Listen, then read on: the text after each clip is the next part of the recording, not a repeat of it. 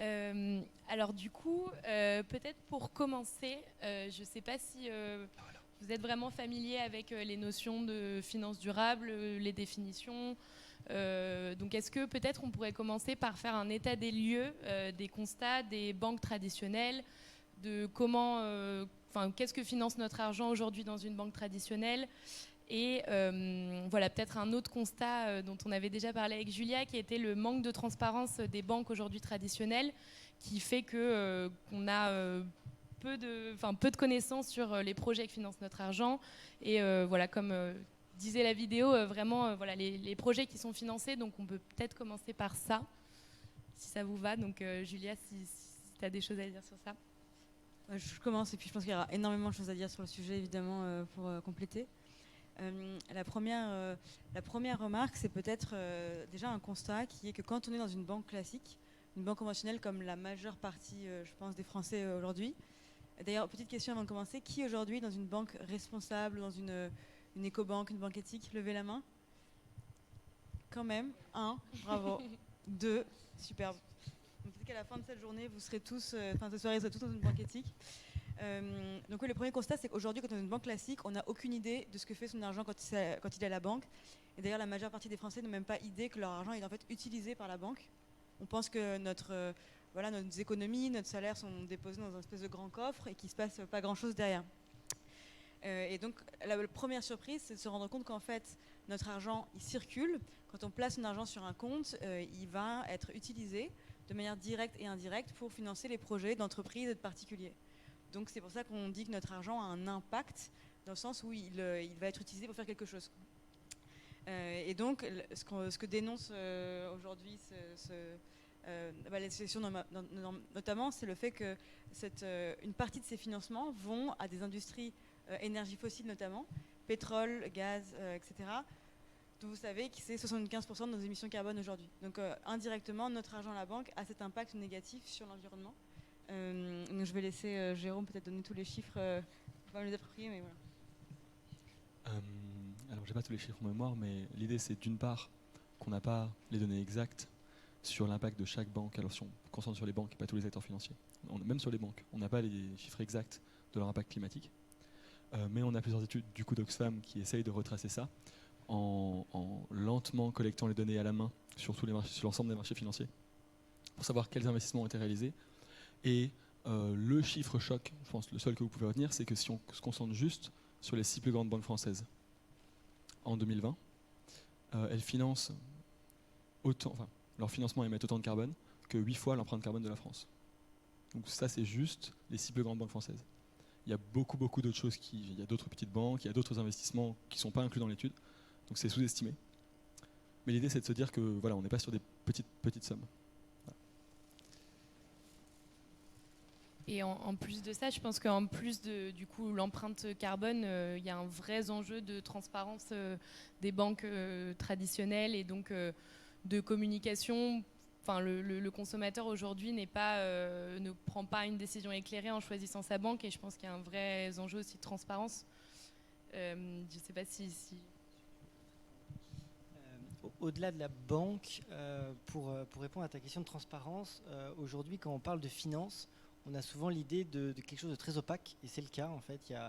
Il y a très peu de chiffres qui sont évoqués sur l'impact réel d'un investissement d'obligations vertes ou d'obligations durables.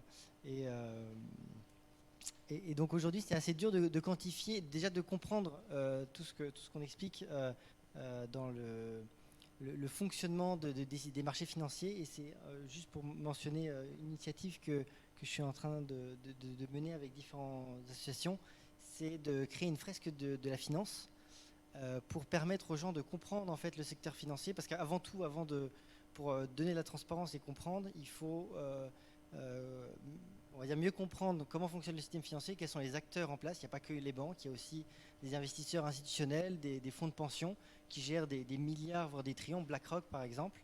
Et tout ça, en fait, on a du mal à le conceptualiser, à comprendre l'impact que ça peut avoir, et aussi pouvoir, grâce à cette fresque, donner des leviers d'action et aussi de montrer les limites que peut avoir la finance. Donc voilà, c'était un petit...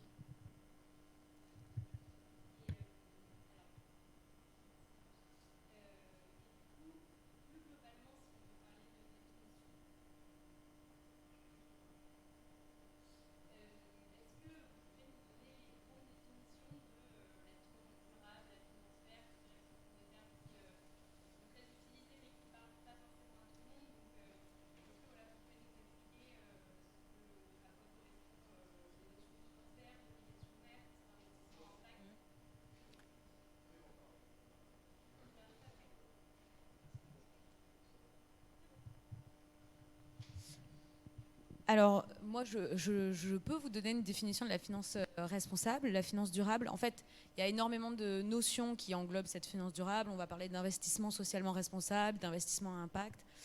Ce qu'il faut comprendre, c'est que tout simplement, c'est appliquer les principes du développement durable à l'investissement. Et donc, c'est-à-dire intégrer des critères extra-financiers et non plus voir seulement la rentabilité d'une entreprise et simplement des données financières, et intégrer donc ces critères extra-financiers qui vont être plutôt axés sur une dimension environnementale, une dimension sociale et une dimension éthique et de bonne gouvernance. Donc en fait, on élargit le prisme et l'objectif, c'est de financer soit des activités qui sont liées au développement durable, soit des activités qui se transforment pour répondre à ces objectifs de développement durable. Donc c'est vraiment essayer d'allier à la fois l'économie et donc la réalité des entreprises, et aussi obtenir une performance environnementale, sociale, et avoir un réel impact positif pour construire une économie décarbonée, juste et durable, tout simplement. Peut-être juste pour ajouter un complément à ce que vient de dire Maëlle, lorsque il y a un investissement qui est fait par un investisseur ou une grande banque, quand on parle de finance durable, en fait, c'est d'intégrer des critères qui sont au-delà des critères financiers classiques de environnement. On appelle ça ESG dans la finance, donc environnement, social, gouvernance. Tu l'as expliqué. Et en fait, on s'aperçoit que l'intégration de ces critères est encore très minime. Il y a des acteurs qui commencent à l'intégrer, mais on voit toujours qu'il y a le compromis entre le retour sur investissement et les risques qui sont bien plus forts que cette intégration ESG. Donc aujourd'hui, c'est quelque chose que la finance durable permet, c'est d'ajouter de la transparence sur ce qui est financé, d'avoir une meilleure compréhension des risques environnementaux, sociaux, de gouvernance, et donc de pouvoir mesurer ces impacts-là. Mais la difficulté qu'on a aujourd'hui sur les marchés financiers et pour les investisseurs, c'est un accès aux données de leurs investissements, dans quoi ils financent, comment c'est mesuré, et avoir des méthodologies qui soient harmonisées, avec aussi une définition de qu'est-ce que c'est un actif vert. Quand j'investis et je dis voilà, c'est une obligation verte, derrière, qu'est-ce que ça finance concrètement? Est-ce qu'on est d'accord au niveau français, européen ou international sur la définition de ce que ça veut dire vert? Et juste pour mentionner une initiative qui se fait au niveau européen, il y a la taxonomie européenne qui cherche à donner une définition de cet actif vert, et qui est un premier pas vers plus d'harmonisation et de transparence sur les marchés financiers. Et à ce propos justement de la définition de la finance, Eva Sadoun, qui est la fondatrice de l'ITA, qui est une plateforme qui permet donc d'investir son épargne sur des projets directement choisis pour des causes environnementales ou sociales, a dit depuis Glasgow aujourd'hui, donc la France présente aujourd'hui sa définition de la finance à impact, censée inspirer les textes européens et être une définition de place, et elle n'intègre pas la question du coût de la transition, c'est-à-dire qu'elle ne parle pas du fait que les résultats financiers seront impactés par le fait qu'on va chercher de l'impact sur le long terme, ne pas le préciser. Et aujourd'hui, dans la définition, il est uniquement dit qu'il y aura un alignement des performances financières avec les performances d'impact. C'est mentir et ne pas intégrer le fait qu'à court terme, ça va demander des efforts des acteurs financiers. Donc à ce propos, est-ce que vous pouvez nous parler justement du lien entre la rentabilité financière et l'impact, et donc est-ce que les deux sont conciliables, et comment est-ce qu'on peut aligner les deux? Ok, du coup pour construire ce qu'on vient de dire tout à l'heure, on essaye de proposer un concept de finance durable qui intègre des critères environnementaux et sociaux. Ensuite, il va y avoir deux écoles. Il y a l'école qui va essayer d'intégrer ces critères sans changer quelque chose à la rentabilité du projet, et du coup qui ne va pas investir dans des projets qui sont moins rentables mais qui sont meilleurs sur des critères environnementaux. Typiquement, je donne un exemple bête pour l'agriculture bio, ça peut être moins rentable, mais comme ça remplit certains critères environnementaux, on pourrait considérer qu'on pourrait investir dedans. Et donc, le problème, pour faire simple, c'est qu'aujourd'hui, la conception mainstream de la finance durable, c'est une finance où on intègre des critères environnementaux, mais on ne fait pas forcément de compromis sur la rentabilité financière. En réalité, il y a plusieurs études qui montrent que la transition, elle coûte de l'argent. Sans donner de chiffres, je suis tombé sur 2 études. Une qui dit que 80% de ces investissements ne sont pas rentables. C'est-à-dire que 80% des investissements qui sont nécessaires à la transition ne sont pas rentables. C'est un chiffre du gouvernement allemand. Et donc l'idée du coup de la finance à impact, c'est de se dire, écoutez, en tant que financier, si on veut contribuer à la transition, il faut accepter de demander un peu moins de rémunération. Parce que c'est malheureusement pas rentable, ou du moins pas aussi rentable que les autres activités à financer. Et c'est tout le problème. Voilà. Pour compléter là-dessus, il y a 2 points. Le premier, c'est que à court terme, il y a évidemment un risque et une rentabilité qui sont peut-être différentes que des actifs classiques, mais pour autant, on ne peut pas aujourd'hui dénier que ce sont des secteurs d'avenir et que concrètement, quand on investit dans la transition, dans des secteurs d'avenir avec des nouveaux champions qui vont émerger, et donc du coup des opportunités d'investissement qui sont celles d'une nouvelle révolution industrielle en quelque sorte.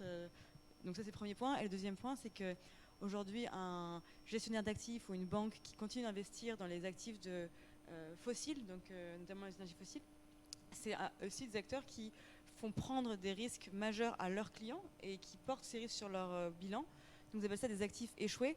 Pour dire les choses simplement, aujourd'hui, c'est quand même pas un très bon investissement que d'investir dans un puits de pétrole qui, potentiellement, dans quelques années, sera contraint et forcé, en tout cas on l'espère, de fermer. Donc, ce risque-là, comment dire, il a un coût aussi pour les clients et il devrait être beaucoup plus documenté puisque c'est pour les clients des banques que ça se joue. Alors je voulais aussi apporter une précision sur la rentabilité des projets et je te rejoins là-dessus, Julia, parce qu'en fait, faut comprendre qu'effectivement cette transition, ça fait émerger de nouvelles activités et c'est aussi se poser la question, ok, quel secteur d'activité je veux soutenir, quelle entreprise je veux soutenir. Et des entreprises qui vont être dans la transition énergétique, qui vont être dans la santé, qui vont être dans l'éducation, qui vont être dans la mobilité douce, dans l'agriculture raisonnée, c'est des entreprises d'avenir et qui seront aussi rentables parce qu'elles vont créer de la valeur, elles vont créer de l'emploi. Et on l'a vu là avec la crise Covid. L'année dernière, l'effet confinement a fait chuter les marchés, on a fait moins 35% et c'était terrible, c'était complètement inédit. Malgré tout, les entreprises qui sont détachées de toute manière de l'industrie traditionnelle et notamment des énergies fossiles, etc., donc sont moins dépendantes en fait de ces moments de crise et vont être beaucoup plus résilientes. Et en plus, pour vous donner un chiffre, les entreprises qui intègrent des mesures d'impact dans leur business model vont être 13% plus performantes que celles qui ne le font pas. Donc je te rejoins là-dessus dans le sens où de toute manière les entreprises du monde d'avant seront sanctionnées par le consommateur, par l'investisseur, par la réglementation, et donc seront moins rentables et mourront, ou alors elles se transformeront. Mais les nouvelles entreprises qui englobent ce changement et donc marchent dans le développement durable et dans la transition, celles-ci, c'est celles qui répondront à la demande des utilisateurs, qui répondront aussi à des objectifs de rentabilité. Et l'investissement responsable, il y a 20 ans, effectivement, on pouvait penser que c'était moins rentable. Aujourd'hui, c'est plus résilient et c'est même plus performant que les marchés traditionnels. Donc, c'est une note d'optimisme sur l'investissement responsable. Et du coup, je vais poser une question un peu plus large pour en discuter. Mais du coup, globalement, pourquoi est-ce que la finance prend aujourd'hui une place très importante dans les discussions sur les enjeux climatiques et les enjeux de transition écologique? Pourquoi est-ce qu'une journée y est dédiée à la COP26? Et qu'est-ce qu'on peut attendre? En quoi la finance peut être un levier d'action dans la transition écologique, concrètement? Je peux commencer, vous pourrez sûrement compléter. Tout d'abord, comme on évoquait, il y a un vrai besoin de changer nos modes d'économie, de fonctionnement, etc. Et dans l'accord de Paris, en fait, on parle souvent des 2 premiers objectifs. Donc, le premier qui est d'atténuer les émissions de gaz à effet de serre, et le deuxième qui est de s'adapter aux effets du changement climatique.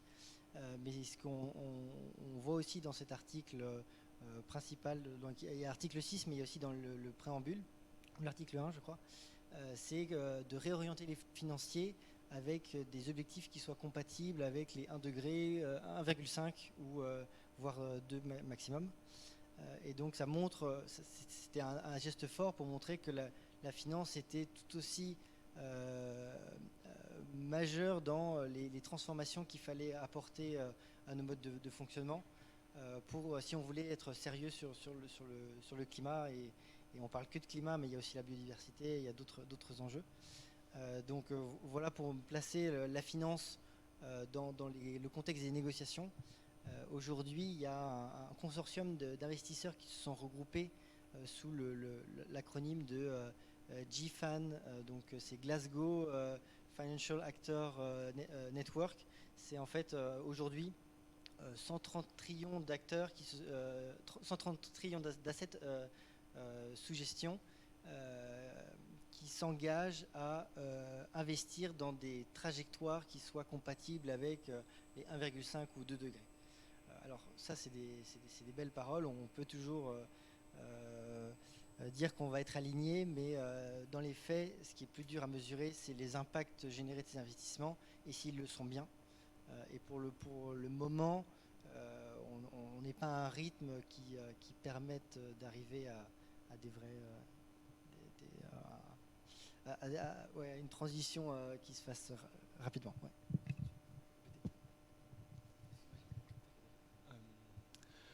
Du coup, si on essaie de... Alors, je suis d'accord avec tout ce que mon collègue vient de dire. Je vais essayer de prendre un exemple pour mettre en lumière le problème.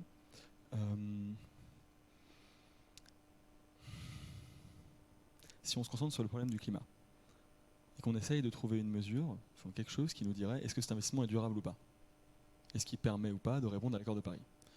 On n'arrive pas à le faire sur d'autres dimensions, la biodiversité, le social, c'est très compliqué. Si on prend la dimension la plus simple, celle qu'on connaît tous depuis 20 ans, le climat, et qu'on regarde en termes de publications scientifiques quel est le consensus, par exemple, on se rend compte que la première chose que n'importe quel investisseur devrait faire pour respecter les accords de Paris, la seule et unique chose pour le coup, c'est le premier pas à faire, c'est d'arrêter d'investir dans des nouvelles exploitations d'énergie fossile, c'est-à-dire d'arrêter d'ouvrir un nouveau champ de gaz, d'ouvrir un nouveau champ de pétrole, d'ouvrir un nouveau champ de nouvelles mines de charbon.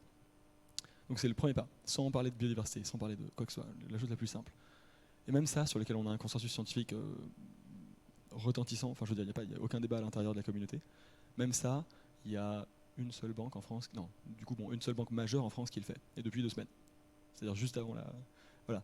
Donc pour qu'on soit bien clair, aujourd'hui on en est très très très très loin. La finance peut contribuer en arrêtant, notamment parmi 25 actions, notamment en arrêtant de financer ces nouveaux champs de fossiles. On n'en est même pas là. Et c'est le seul truc sur lequel il y a un consensus. Donc je ne vous parle pas des dimensions sur lesquelles il n'y a pas de consensus. Un chiffre pour compléter, c'est le chiffre de Reclaim Finance sur le total des financements aux énergies fossiles depuis l'accord de Paris sur le climat en 2015. Donc c'est plus 15% de financement. Donc il y a toutes ces belles paroles et tous ces engagements qui sont pris par les banques. Bon, la réalité des volumes d'investissement, on ne va pas dans le bon sens pour finir sur le pessimisme. En fait, c'est vrai que tous ces chiffres, c'est vraiment on réalise en fait le circuit de l'argent et on se dit ok, très bien, tout cet argent qu'on met entre les mains des banques, parce qu'en fait cet argent, tu l'as expliqué tout à l'heure, c'est nos livrets, c'est nos comptes courants, et en fait la banque utilise ces dépôts et fait de la création monétaire et prête ensuite à des entreprises, ou alors elles investissent parce qu'elles ont une logique de rentabilité. Et donc dans le mille, les 50 dernières années, effectivement, ce qui a été rentable, ça a été les énergies fossiles. Donc en fait, il y a un gros chantier à faire bouger ces acteurs. Et il est certain qu'en fait, il n'y aura pas de changement sans argent. C'est-à-dire qu'on peut continuer à parler. Ce qui fera qu'on aura réussi une transition écologique et sociale, c'est parce qu'il y aura de l'argent. Et donc, effectivement, il faut faire changer ces acteurs. Mais en fait, on a quand même tous une responsabilité, parce que ces acteurs-là ont de l'argent parce que c'est notre argent, en fait. Donc on ne doit pas sous-estimer ce pouvoir que l'on a à choisir là où on veut le mettre, cet argent. Donc c'est pour dire qu'il n'y a pas de fatalité non plus. C'est pas eux contre nous. C'est en fait nous tous Et le choix, et cette conscience, il faut l'avoir au début, dans le choix de son compte courant, dans le choix de ses placements, comment je mets de l'argent de côté, etc., etc. Donc, il y a des solutions. Hein.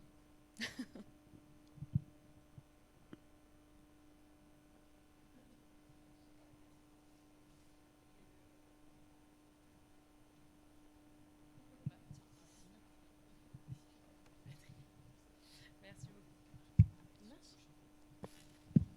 Un, deux.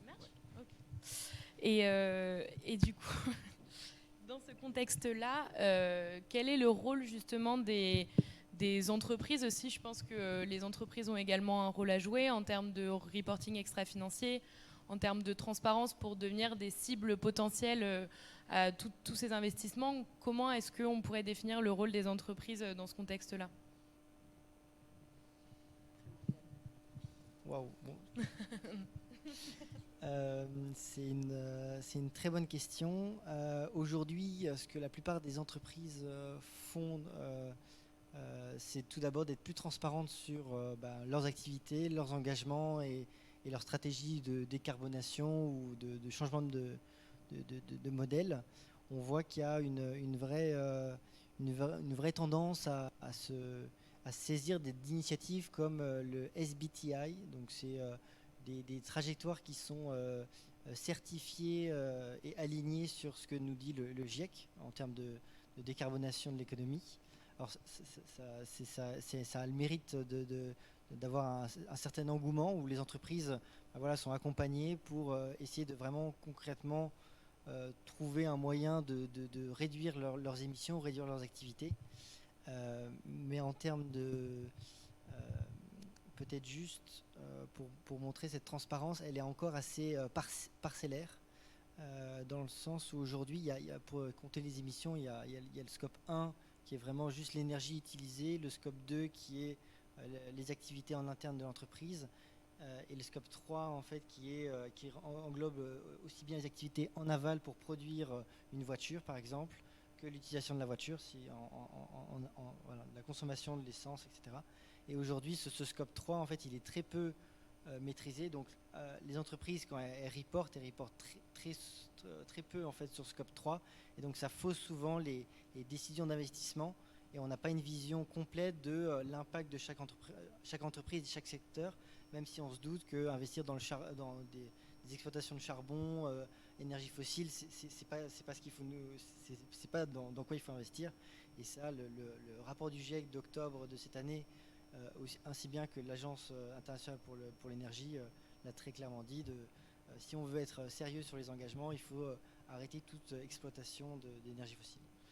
Donc sur les entreprises, voilà, c'est essayer d'être plus transparente, mais aussi de passer de l'état d'engagement, de transparence, à des vraies actions de diminution de leur impact et à des vraies transformations de leur business model. Et donc pour ça, il y a vraiment un écosystème qui se crée pour les accompagner avec aussi bien l'État, les banques de développement, les investisseurs et d'autres parties prenantes. Donc vous avez eu un point technique sur que font les entreprises en termes de transparence, et ça vous met au clair sur le fait qu'on n'y ait pas encore rien en termes de transparence. J'aurais voulu vous faire un point presque philosophique, mais je vais essayer de rester clair, sur le rôle des entreprises. Pour faire simple, nous sommes tous des entreprises. Enfin, il n'y a pas nous les entreprises et les acteurs financiers. Enfin, je veux dire, on est tous employés, on travaille tous dans une entreprise. On y va parce qu'on est payé.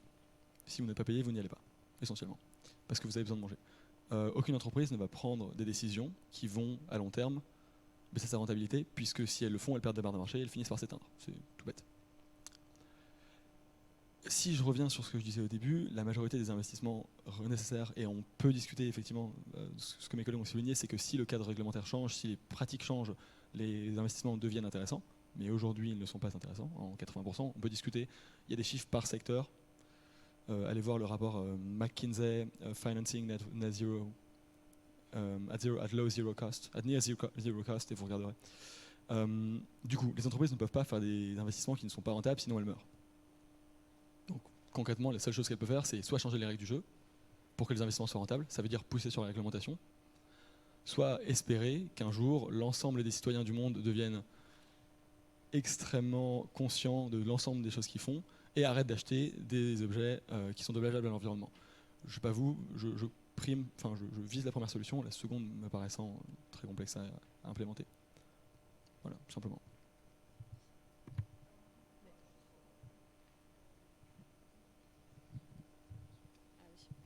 Pour terminer sur le rôle des entreprises, en fait, c'est vrai que les entreprises, c'est vraiment crucial parce que à plusieurs niveaux, on joue un rôle. C'est-à-dire qu'en tant que salarié, donc effectivement, est-ce qu'on est aligné avec les convictions de l'entreprise? Et ça fait déjà quelques années, de toute manière, que les entreprises ont intégré ce qu'on appelle la RSE, donc la responsabilité sociétale des entreprises. Et puis au fur et à mesure de la réglementation, on change, on demande de plus en plus de transparence, on leur demande d'évaluer ce qu'on appelle les externalités environnementales et sociales, et donc leur impact négatif ou positif. Et donc, ne serait-ce que déjà en tant que salarié, on va être de plus en plus sensible à ça, et on va se dire, ok, est-ce que l'entreprise dans laquelle je travaille s'aligne avec mes convictions? Est-ce que j'ai envie, du coup, de continuer à travailler pour cette entreprise? Donc on a déjà ce premier niveau, et puis ensuite, après, en tant que consommateur aussi, est-ce que le fait de consommer tel produit ou tel service répond bien, pareil, à mes convictions, parce que cette entreprise, elle va dans le bon sens, elle a effectivement une conscience écologique et sociale. Voilà. Donc, c'est certain que l'entreprise est aussi devenue un champ de citoyenneté, c'est-à-dire qu'on fait aussi entendre notre voix, à nouveau en tant que salarié, en tant que consommateur. Donc, ça, elles commencent à l'intégrer de plus en plus. C'est peut-être plus facile quand on est une PME ou une TPE, parce qu'on est plus agile et donc on change plus facilement que quand on est une grosse boîte du CAC 40.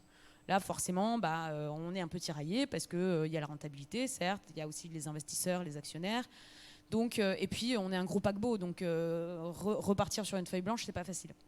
Mais il y a énormément de choses qui sont en train de se transformer parce que, à nouveau, soit c'est la réglementation qui contraint, soit c'est le consommateur qui sanctionne, soit c'est le salarié qui quitte l'entreprise. Et puis, c'est aussi l'investisseur après sur d'autres considérations. Mais il y a une refonte qui se fait des entreprises, et c'est ce qui amène du coup ensuite à l'investissement responsable. C'est-à-dire que ces entreprises qui sont de plus en plus éthiques attirent aussi de plus en plus de financement, et donc attirent de plus en plus d'investisseurs responsables. Et est-ce qu'il est compliqué justement aujourd'hui de trouver des cibles intéressantes pour des investissements durables? Est-ce qu'il existe beaucoup d'entreprises comme ça qui sont vraiment intéressantes et voilà, où peut aller cet argent? On est encore au début de l'histoire, donc en fait l'investissement responsable, ça existe depuis, en fait cette notion existe depuis les années 90, mais il y a eu un vrai coup d'accélérateur déjà avec la crise de 2008, parce qu'il y a eu d'énormes abus sur les marchés. Donc, déjà il y a eu une première prise de conscience, et puis je pense que là en plus avec le Covid, ça y est, il n'y a plus de retour en arrière, on est en train de se dire il faut prendre un tournant. Le marché manque encore de profondeur, hein, clairement, et les entreprises éthiques, il n'y en a pas à tous les coins de rue, donc c'est pas évident, mais voilà, il y a une marche là qui est en train de se faire, et comme il y a 15 ans le bio c'était difficile, aujourd'hui ça paraît évident, c'est pareil là en fait, quand on aura de plus en plus de choix, ça paraîtra évident d'investir responsable et de le faire avec beaucoup plus d'éthique, beaucoup plus de conscience sur l'impact que ça. Donc il y a quand même de bonnes choses à faire déjà aujourd'hui avec l'existant.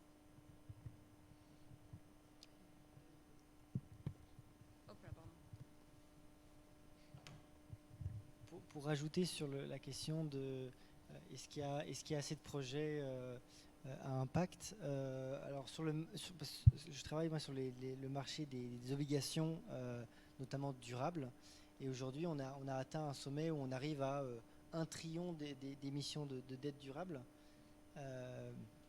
et la conclusion qu'on peut tirer sur les projets, c'est que ce marché est en constante exponentielle, donc il double quasiment chaque année. Alors c'est que des volumes et on parle même pas d'impact là, derrière ça, mais c'est juste pour montrer qu'il y a un vrai appétit et une vraie tendance des investisseurs à investir dans des projets, et qu'aujourd'hui la pénurie elle est sur le manque de projets,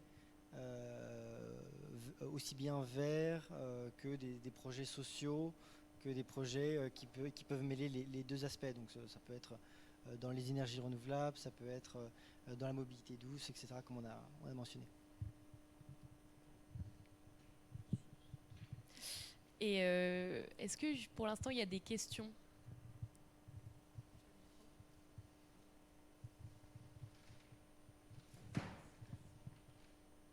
Merci beaucoup, c'est extrêmement intéressant. Juste, je me demandais, comme pour l'instant, il n'y a pas assez, comme vous dites, de projets à financer, finalement, est-ce que c'est pas l'occasion pour les entreprises et autres acteurs d'aller dans tout ce qui est incubateur. Est-ce qu'ils le font, ça, de financer en fait la mise en place de ces projets, ces futurs projets qui pourront comment dire, faire développer et faire grossir pour que ça devienne des vrais acteurs?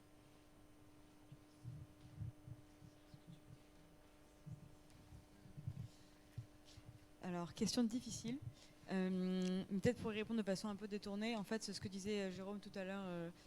Aujourd'hui, investir responsable, au-delà du stock d'entreprises à financer, c'est déjà d'arrêter de financer des industries qu'on sait être nocives pour le climat, pour la biodiversité ou pour l'homme.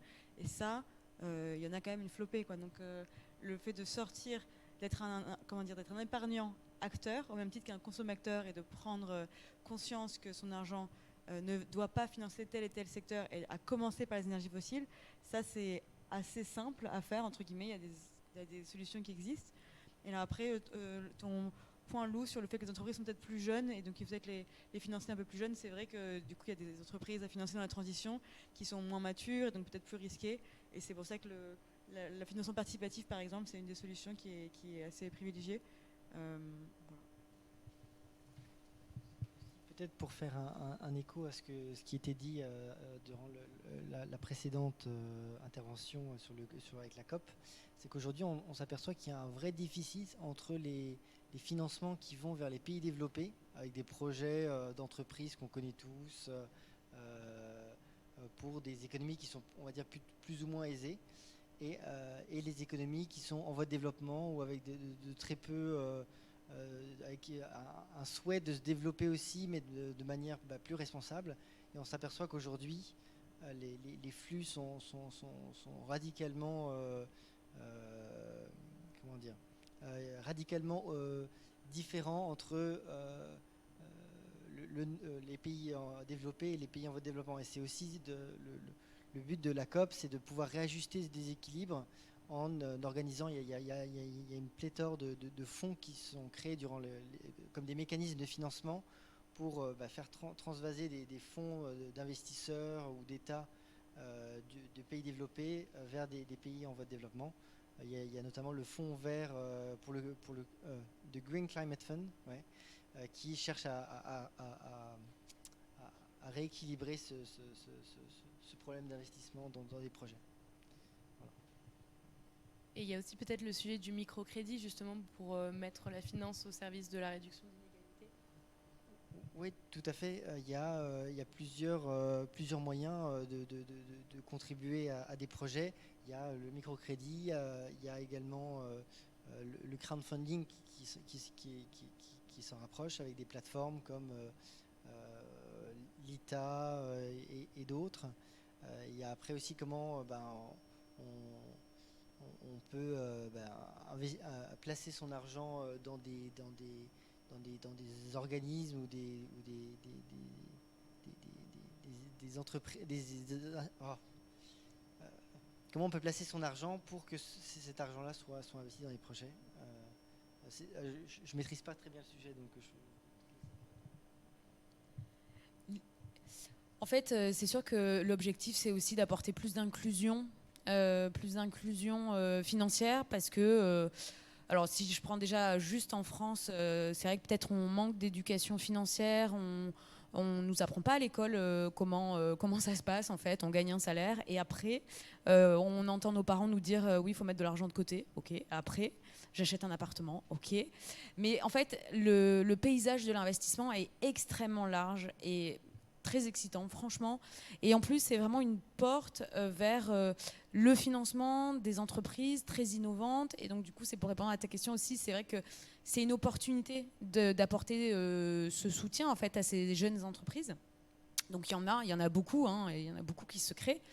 Et en fait, faut pas oublier que l'argent a d'abord un véritable rôle social, un rôle de contributeur, de financement.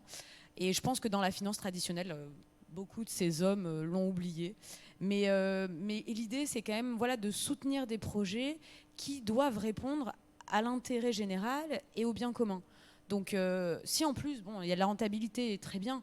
Mais c'est vrai qu'il ne faut pas oublier justement de garder cette éthique et d'aller dans le sens de l'intérêt général et du bien commun.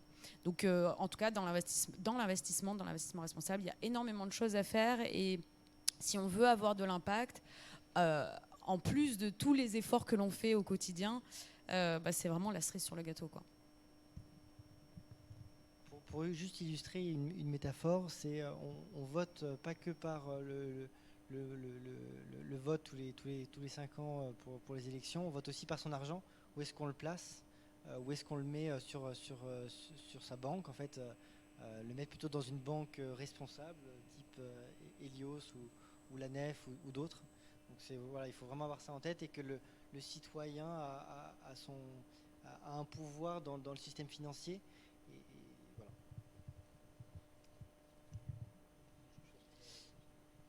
Est-ce qu'il y a d'autres questions à ce stade ou est-ce qu'on continue? Oui. Ouais.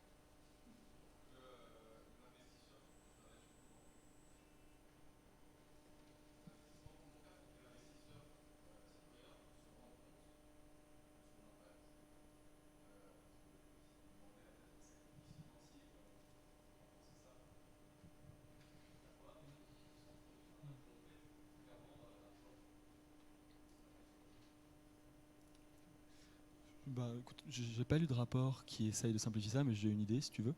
Il y a ce qu'on appelle des cost abatement curves, qui tout simplement t'expliquent le nombre d'euros que tu devrais mettre pour réduire une tonne de CO2. Donc si on considère que, encore une fois, on reste sur le climat pour faire simple, on pourrait parler de l'ensemble de cette dimension. Je trouve que c'est plus simple de parler que du climat.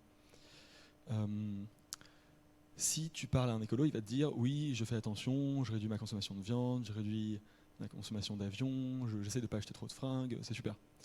C'est super important. Toutes ces choses-là sont très coûteuses en termes de temps, en termes d'énergie, c'est super qu'on les fasse. Je pense qu'une bonne façon de communiquer l'impact financier des épargnants, c'est simplement leur dire, bah écoute, si tu passes toute ton année à ne pas manger de viande, à te restreindre, à ne pas manger de kebab, c'est super, bravo, grâce à toi, on a économisé une tonne de CO2. Et c'est super important. En moyenne, chaque personne émet une tonne de CO2 par sa consommation de viande. Si tu changes de compte en banque, en passant d'une épargne moyenne, banque moyenne française, je ne vais pas dans le détail, si tu changes de compte en banque, en passant d'une banque classique à une banque éthique, tu économises 15 tonnes par an. Mais en 2 heures. Donc voilà, je pense que c'est le premier truc à dire. C'est convaincant. Voilà.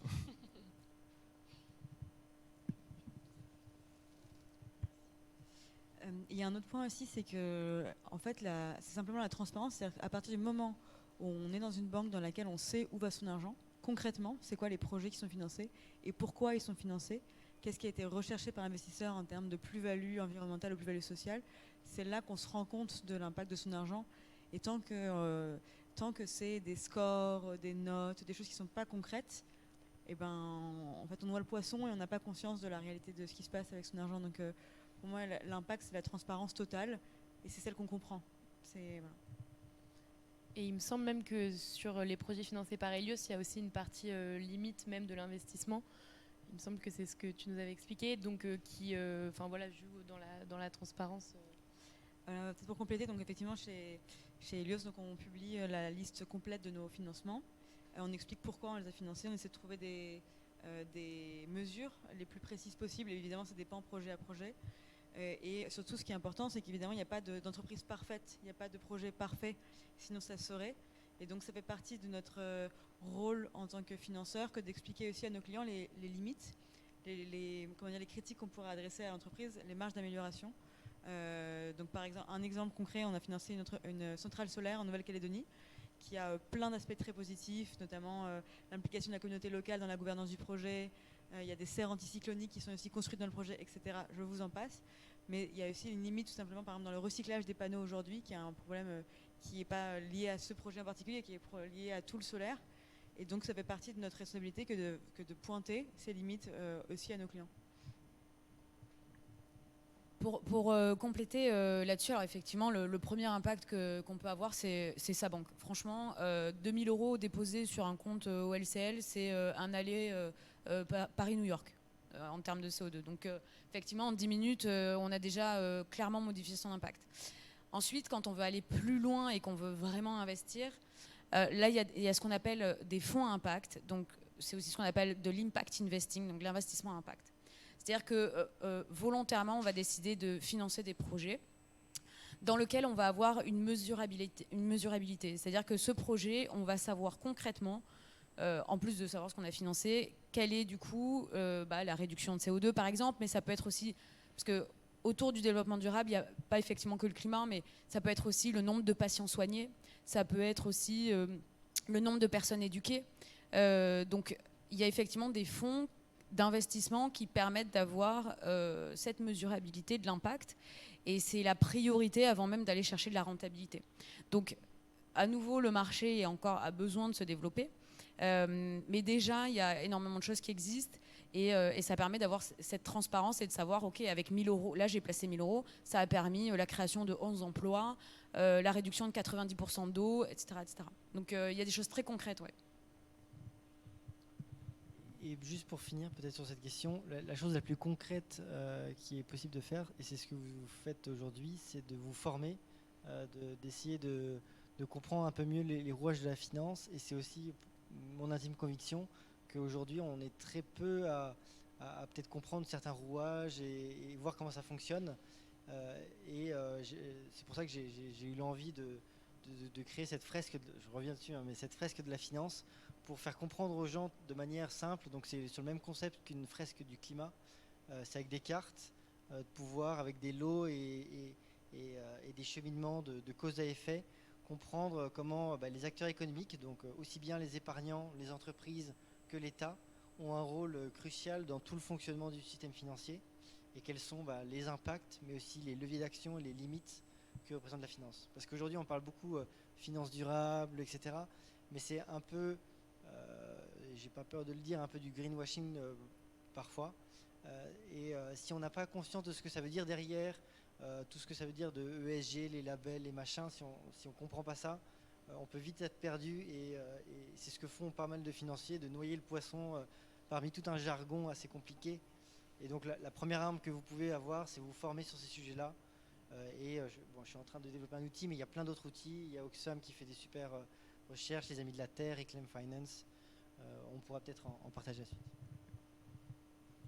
Et pour un peu élargir, et surtout dans le cadre de la COP26, justement en termes de réglementation, aujourd'hui c'est vrai qu'à la COP, il se trouve que la France n'a invité que des banques traditionnelles, mais aucun acteur de la finance à impact ou de la finance durable.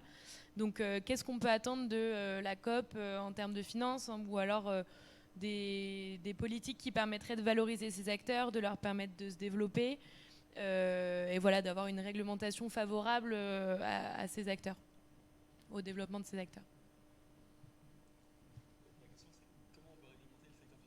En gros, c'est ça. D'une part, faire plus de recherches sur les consensus, enfin, de façon à trouver des consensus sur ce qui est durable et pas durable, parce qu'on ne sait même pas ce qui est durable et pas durable. Donc c'est déjà très compliqué de financer une économie durable si on ne sait pas ce qui est durable et pas durable. Donc, plus de recherches au niveau national. Et ensuite, pour les sujets sur lesquels il y a un consensus, il y en a très très peu, c'est-à-dire un seul, le climat. Tout simplement appliquer ce consensus dans la réglementation, c'est bête, hein. Enfin, je veux dire, c'est pas très très compliqué. On a un consensus sur le fait qu'on ne respectera pas la trajectoire 1,5 degré si on n'arrête pas d'investir dans des nouveaux champs de pétrole et de gaz, etc. etc. Je veux dire, la solution là, on l'applique, c'est tout. Voilà, c'est pas très compliqué. Donc, comprendre pour ce qu'on n'a pas compris, et pour ce qu'on a compris, implémenter en réglementation.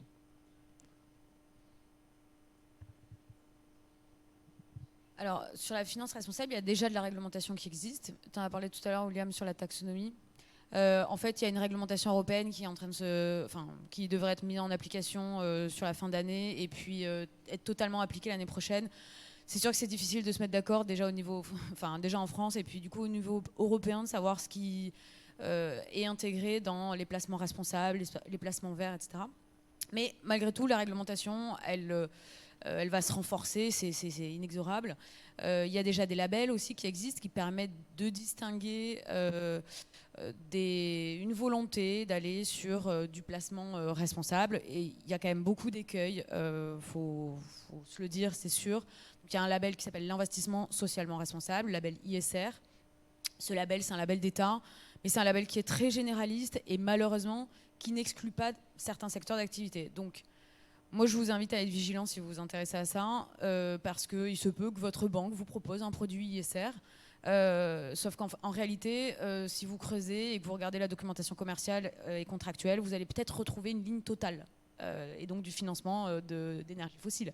Parce qu'en réalité, comme il n'y a pas d'exclusion de secteur avec ce label, Total, c'est le meilleur élève du secteur pétrolier. C'est-à-dire que c'est le moins pire dans le secteur pétrolier, au regard des critères environnementaux, sociaux et gouvernance. Donc c'est un peu la limite de l'exercice, c'est-à-dire que voilà, on n'y est pas encore, quoi. Le modèle parfait, on n'y est pas du tout encore. Mais il y a de plus en plus de réglementations. Il y a eu le règlement SFDR qui vient à nouveau renforcer les acteurs qui sont très engagés et qui font ce qu'on appelle de l'ISR de conviction, et donc qui d'eux-mêmes excluent certains secteurs d'activité qu'ils jugent polluants ou controversés. Donc, mais ça veut dire que c'est des sociétés d'investissement qui vont de manière discrétionnaire décider de choisir une politique particulière et donc d'exclure ces secteurs. Donc c'est difficile, je pense, en tant que particulier et en tant qu'épargnant, de faire le tri dans tout ça. Mais bon, la réglementation veut que ça soit de plus en plus transparent et on va y arriver, j'espère qu'on va y arriver. Un petit mot sur l'objectif de la COP26, elle est pour la finance. C'est exactement comme pour les États, c'est de rehausser après 5 ans depuis la COP 21, rehausser les engagements pris par les acteurs financiers. Donc là, il y a des attentes qui sont... donc j'ai pas pu suivre aujourd'hui ce qui s'est dit, mais on attendait des annonces de grands asset managers et de grands gestionnaires d'actifs comme AXA, comme d'autres, donc des assureurs aussi, pour avoir des stratégies de sortie des énergies fossiles qui soient plus ambitieuses que ce qui a déjà été annoncé ou carrément ce qui n'a jamais été encore annoncé. La seule banque française qui l'a publié récemment, c'est la Banque Postale. Mais on attend en fait que toutes les autres banques, aussi bien françaises que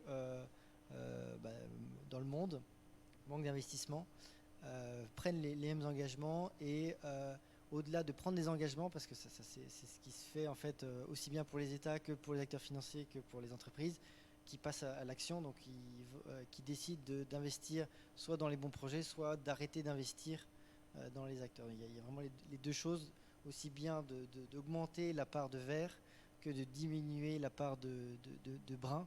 Et aujourd'hui, on est très faible sur la partie augmenter le vert, et on est carrément à l'opposé de ce qu'il faudrait faire sur la partie du brun, où on augmente, en tout cas les banques d'investissement et les banques commerciales augmentent leurs actifs vers le vert. Donc il y a un vrai travail à faire.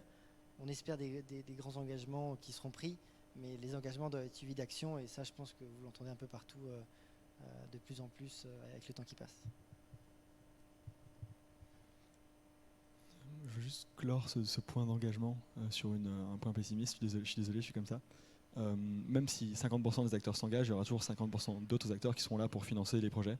Donc on peut faire confiance aux engagements, mais ça ne servira à rien tant que 100% ne sont pas engagés.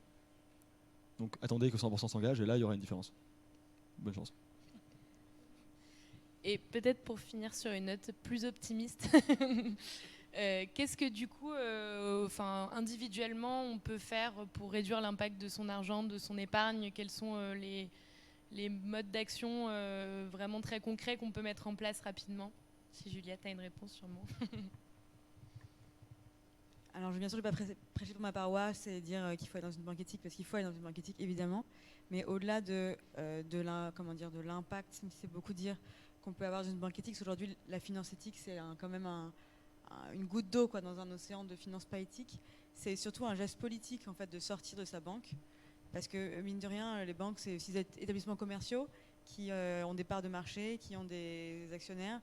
Et une façon de les faire bouger, c'est d'en sortir et de montrer que finalement, si on n'est pas d'accord avec la manière dont ils investissent notre argent, eh ben, on peut en partir. Et donc, alors je parlais, si on fait parallèle à ce qui s'est passé il y a 10 ans, où les banques se sont digitalisées, elles ont créé des produits un peu différents, etc.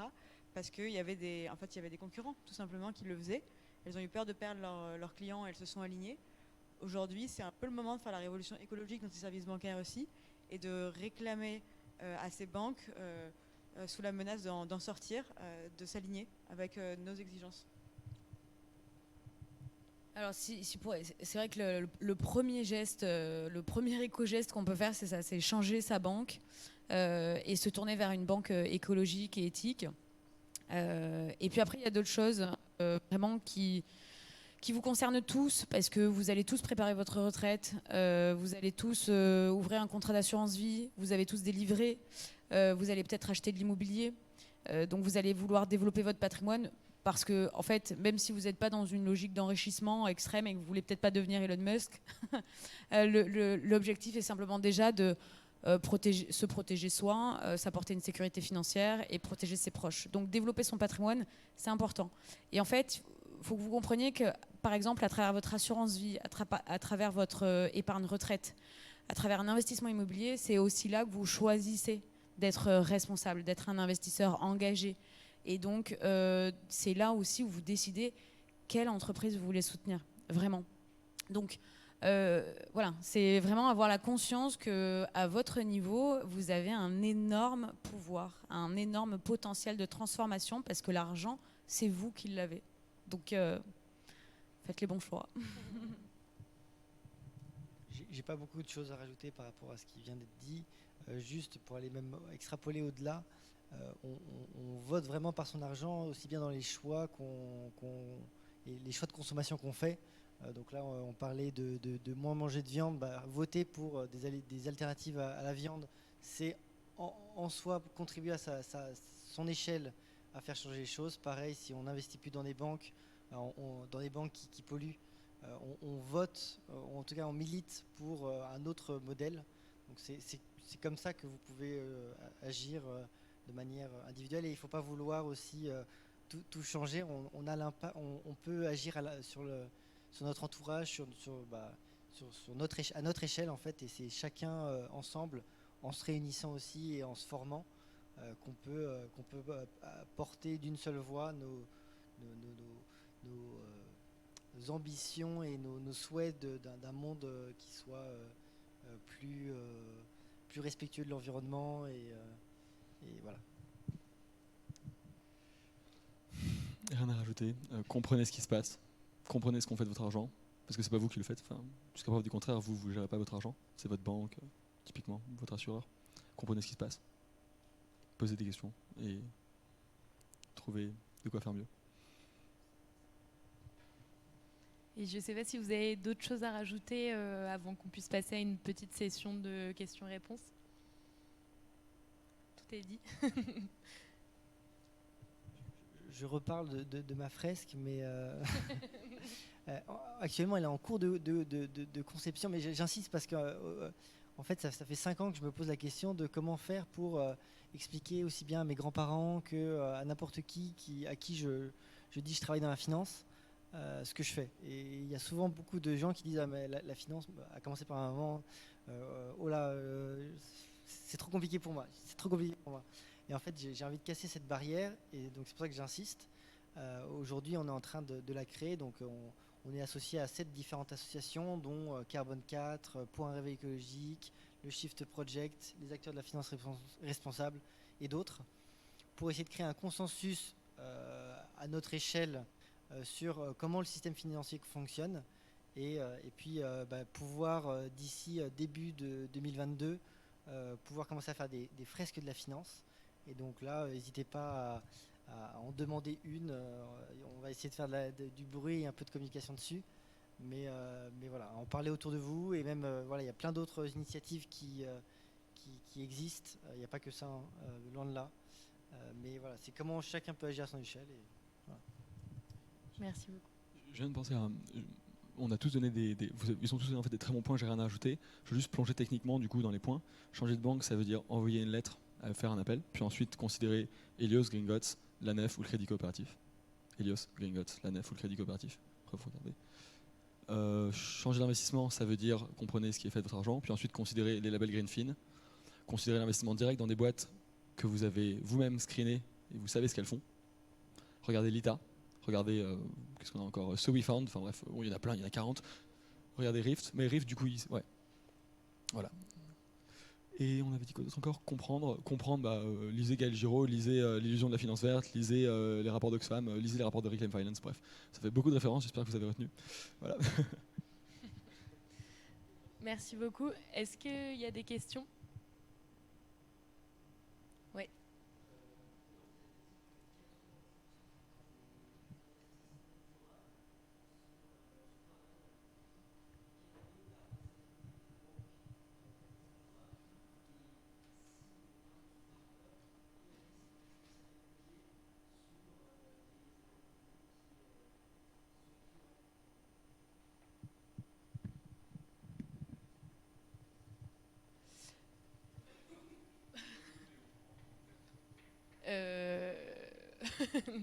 c'est sur donc le risque, donc le fait que 80% des investissements durables ne seront pas rentables, et donc quel risque pour le consommateur qui place son argent dans une banque éthique, si je résume bien.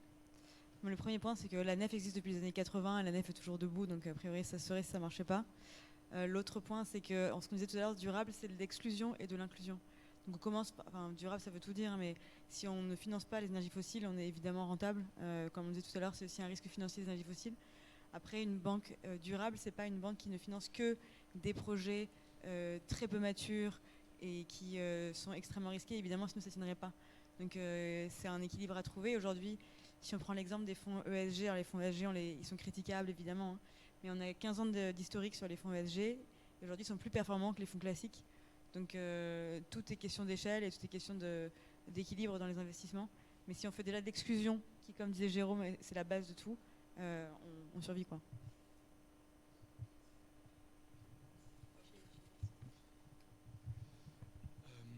Donc tout ce qu'elle a dit est correct. En plus, elle n'investit pas dans les investissements non profitables, c'est simple. Enfin, il y a 80% qui ne sont pas profitables et du coup personne n'investit, du coup ils n'existent pas. C'est typiquement les investissements dans l'industrie et après il y a les 20% dans lesquels on met tout notre argent. Typiquement les investissements dans l'industrie, il y a 95% qui sont... Ça veut juste dire que si on veut un monde à net zéro, il faut faire ces investissements-là. Ceux-là, 95% dans l'industrie ne sont pas rentables et du coup personne ne les fait, c'est tout. Et ceux qui sont rentables, tout le monde les fait, c'est génial. Mais du coup il y en a 80% qui ne sont pas faits parce que personne ne les touche. Donc elles ne sont pas forcément pas rentables ces banques, c'est juste qu'elles réduisent un petit peu l'étendue des activités qu'elles vont financer. Et après elles vont diversifier en finançant des activités neutres également. Voilà. Est-ce qu'il y a d'autres questions ? Non, sinon merci beaucoup à nos intervenants.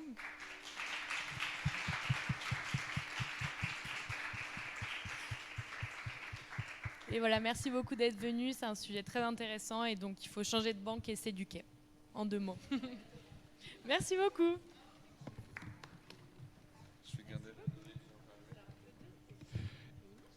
Merci beaucoup d'avoir participé à ce premier apéro COP qui avait lieu ce mercredi 3 novembre. On a pu avoir des participants depuis Glasgow en direct, ainsi qu'une super table ronde sur le sujet de la finance. Demain, on se retrouve à la même heure, même lieu, Académie du Climat, ou sur les réseaux sociaux en live sur Facebook, pour parler d'énergie. On retrouvera encore d'autres jeunes à Glasgow, et puis une deuxième super table ronde. Merci beaucoup, bonne soirée.